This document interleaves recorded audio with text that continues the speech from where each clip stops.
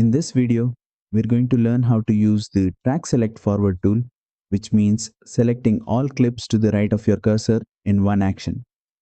This tool is very useful when you need to create space in the middle of your timeline or shift an entire section of your edit forward. Let's start. Go to the toolbar near the timeline and select the Track Select Forward tool. The icon looks like an arrow pointing to the right. You can also press the A key on your keyboard to activate it quickly. Now, move your cursor to the timeline and click on a clip. As soon as you click, all clips to the right of that point on the same track will automatically get selected. If you drag, all those selected clips move together as one group.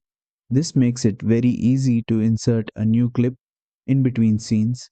Instead of selecting each clip manually, you can push everything forward in one move.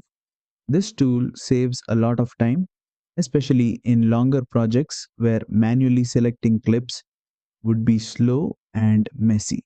And that's it.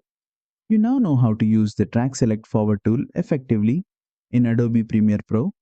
If this tutorial helped you, don't forget to like, share and subscribe for more Adobe Premiere Pro tutorials.